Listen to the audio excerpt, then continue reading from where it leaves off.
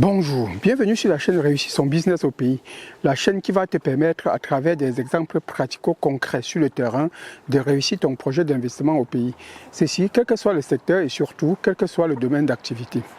Et si tout se passe comme prévu, alors tu pourras prétendre à ton autonomie financière. Si tu es nouveau sur la chaîne, abonne-toi et surtout, clique sur la cloche de notification pour ne rien rater sur nos publications. Et pour ceux qui ne me connaissent pas encore, je suis Prince Nguépi, entrepreneur amateur dans le secteur agricole et élevage, entrepreneur amateur dans le secteur immobilier et entrepreneur professionnel dans le domaine de la business intelligence, communément appelé BI. Donc les amis, depuis le mois d'avril, vous ne m'avez pas vu publier une vidéo ou venir un peu vous montrer comment se passe l'évolution de notre projet d'élevage de poules locales. C'est normal. Vous savez tout ce qui nous est arrivé depuis la fin de l'année 2024. On a d'abord volé l'ensemble des sujets qu'on avait lancés au mois d'octobre 2023. On nous a volé notre activité tout complètement. On nous a ruinés. Vous avez vu, on avait lancé ce projet-là au mois d'octobre 2023.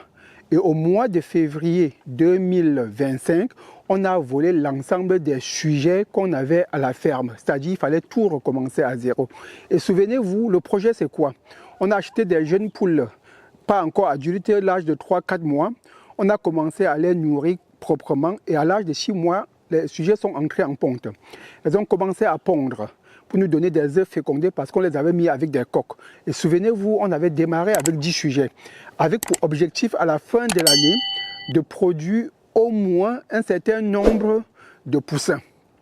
En principe, on était en phase de décollage et d'expérimentation et en même temps, on avait investi sur des petits incubateurs qui allaient servir pour produire nos poussins. Malheureusement, on a eu beaucoup de difficultés de ce côté-là. On n'a jamais pu, dès la première année, faire fonctionner ces incubateurs-là comme cela devait se faire. C'est pour ça qu'en début de vidéo, je vous dis toujours si tout se passe comme prévu, parce que rien ne se passe jamais dans la pratique comme prévu dans le projet imaginé. Donc, on a démarré le projet, on a bien commencé à produire les œufs, mais on ne pouvait pas produire les poussins. Pourquoi? Tout simplement parce qu'on n'était pas encore rodé dans l'utilisation de nos incubateurs. Et en plus, les incubateurs qu'on a ne permettaient peut-être pas d'avoir les conditions optimales pour avoir les poussins. Toujours est-il que notre objectif la première année, avec nos 10 sujets, c'était de produire environ 2900 œufs fécondés. Et qu'à l'issue, on allait mettre au fur et à mesure durant toute l'année, ces œufs-là dans l'incubateur, avec pour objectif, sur ces 2900 œufs, on comptait produire au moins 1400 poussins. Et à l'issue de la première année, il y aurait au moins la moitié, c'est-à-dire environ 800 poussins qui allaient atteindre l'âge adulte et entrer en ponte également et nous produire encore plus d'œufs pour avoir encore plus de poussins, pour encore augmenter le nombre de sujets pondeuses et ainsi de suite durant au moins 3 ans où on allait atteindre nos objectifs fixés. Et les objectifs que nous nous sommes fixés, c'était d'avoir dans notre ferme 20 000 sujets de poules locales qui produiraient tous les jours des œufs, au moins entre 15 et 20 000 œufs, parce que vous savez, les poules ne pondent pas tous au même moment, donc on tablait sur 15 000 œufs par jour. Pourquoi 15 000 œufs par jour? Parce qu'une partie allait servir à produire les poussins, et une autre partie, on allait les vendre pour les œufs de table. Et c'est ainsi que le projet allait survivre, s'autofinancer, etc.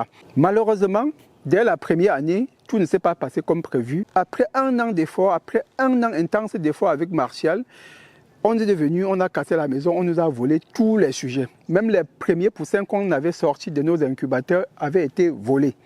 On s'est battu à partir du mois de février, entre le mois de février et le mois d'avril 2025, on s'est battu pour relancer la ferme, pour avoir encore à nouveau de bons sujets en âge au moins de pondre pour ne pas avoir trop de retard sur nos objectifs.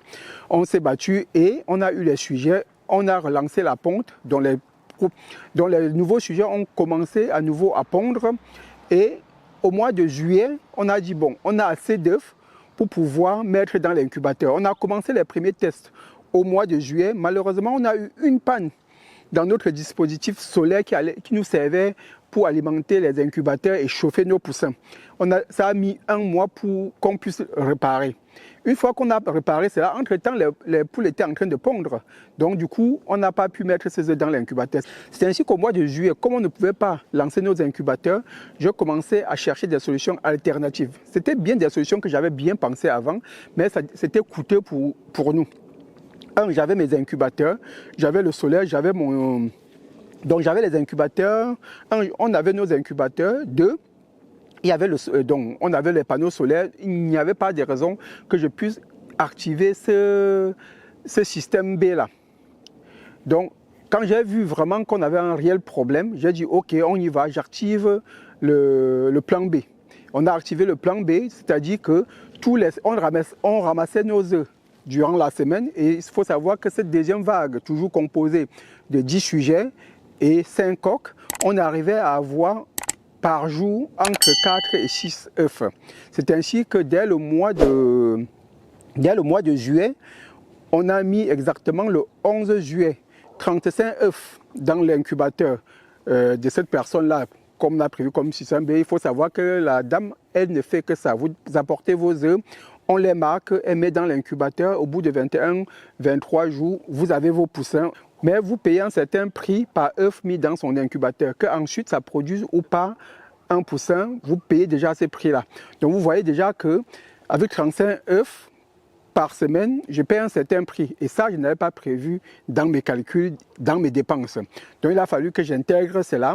Et depuis qu'on a commencé à travailler avec cette dame-là, notre production de poussins est repartie exactement comme on avait cette fois-ci écrit dans nos documents prévisionnels. Donc actuellement, depuis le 5 août, on a eu nos premiers poussins. Toutes les semaines, on sort une certaine quantité en fonction des œufs qu'on a mis dans l'incubateur et en fonction des œufs fécondés, etc. Et en fonction des bonnes conditions de l'incubateur, on sort un certain nombre de sujets. Il faut savoir que avant ça, quand on mettait nos œufs dans notre petit incubateur de 16 œufs, on sortait 4 poussins maximum.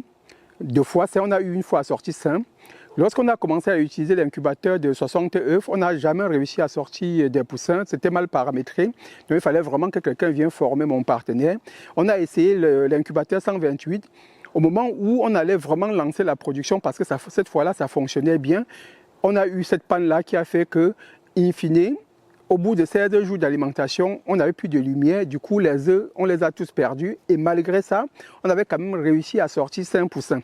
Donc, vous voyez que si on avait été dans les bonnes conditions, on aurait eu plus. Donc, du coup, on n'a pas pu continuer à tester nos incubateurs et on a sous-traité cette partie-là. On a encore d'autres projets, mais surtout, j'ai de grosses surprises dans les semaines à venir qui entrent toujours dans le cercle... qui entre toujours dans le cycle de notre projet, mais sur la partie incubateur. Croyez-moi, il y aura des merveilles à vous montrer. Je vous dis ciao, à très bientôt.